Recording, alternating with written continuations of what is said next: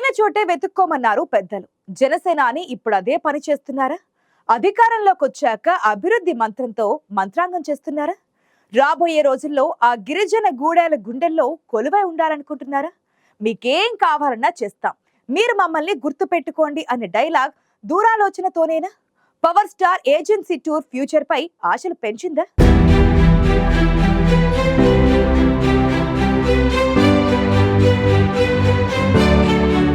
ఆయన పేరే ఒక వైబ్రేషన్, ఆయన మాట ఒక తూట, సూటిగా సుత్తి లేకుండా చెప్పేసే మనస్తత్వం. ఆయనే లక్షల మంది సైనికుల్లో స్ఫూర్తి నింపే జనసేనాని, ఏపీ ఉప ముఖ్యమంత్రి. ప్రకృతితో పాటు గ్రామీణ గిరిజన ప్రాంతాలన్నా, అక్కడి కల్మషం లేని ప్రజలన్నా ఆయనకెంతో మక్కువ. ఇది ఎన్నో సందర్భాల్లో రుజువైంది కూడా. ఇప్పుడు మైదాన ప్రాంతాల కన్నా గిరిజన పల్లెల బాట పట్టారంటే గతంలో అక్కడి ప్రజలకిచ్చిన హామీలే కారణమని చెప్పుకుంటోంది పార్టీ క్యాడర్ కూడా.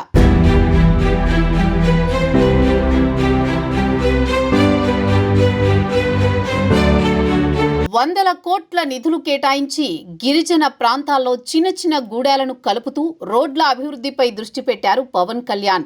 2 రోజుల పాటు అల్లూరి జిల్లాలో ఆయన పర్యటన అత్యంతం ఉత్సాహంగా జరిగింది.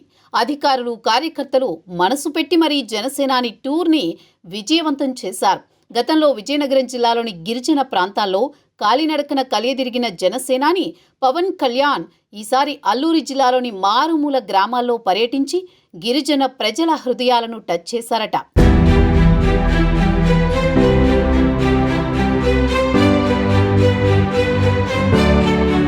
ప్రభుత్వంలో కీలక భాగస్వామిగా, మంత్రిగా, ఉప ముఖ్యమంత్రిగా హోదాలో గిరిజన ప్రాంతాల్లో పర్యటించిన పవన్ కళ్యాణ్ డుమ్రిగూడ సభలో చేసిన వ్యాఖ్యలు ప్రజల్లో ఆసక్తి రేపుతున్నాయట.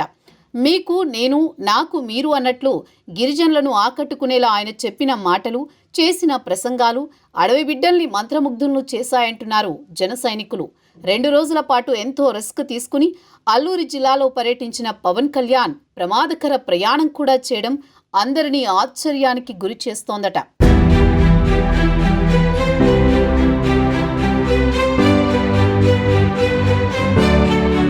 తన స్పీచ్ ద్వారా మనసులో మాటలు చెప్పకనే చెప్పారు పవన్ కళ్యాణ్. ఆయన పర్యటన ముగిసినా ఇప్పుడు అవే మాటలు గిరిజనుల చెవులో గింగిరాలు తిరుగుతున్నాయట.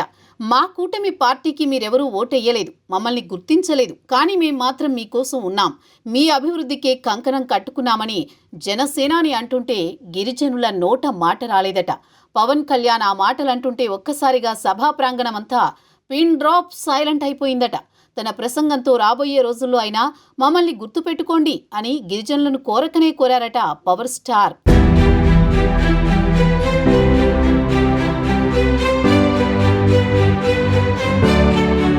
ఏజెన్సీలో 2వ రోజు పర్యటన కూడా ప్లాన్ చేసుకున్న డిప్యూటీ సీఎంకి అనుకోకుండా ఓ కష్టం వచ్చి పడింది. చిన్న కుమారుడు సింగపూర్ అగ్ని ప్రమాదంలో చిక్కుకున్నాడనే సమాచారం అప్పుడే తెలిసింది.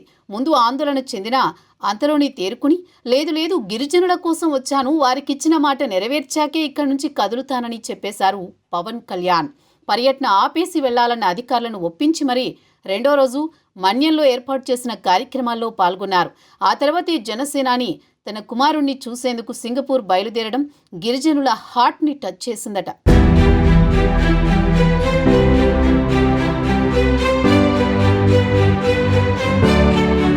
అల్లూరి జిల్లాలో అభివృద్ధి మంత్రం ఎంతవరకు పనిచేస్తుందో, డిప్యూటీ సీఎం మాట, ఆయన చేసిన బాసని గిరిజనం ఎంతవరకు గుర్తుపెట్టుకుంటారో గాని పవన్ మాటలకు మాత్రం గిరిజనం ఫిదా అయినట్టేనని సంబరాలు చేసుకుంటున్నారు జన సైనికులు.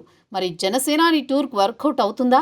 రాబోయే ఎన్నికల్లో అయినా చేదు అనుభవాలను చెరిపేసి కొత్త అనుభూతులను నింపుకుంటారో లేదో చూడాలి మరి.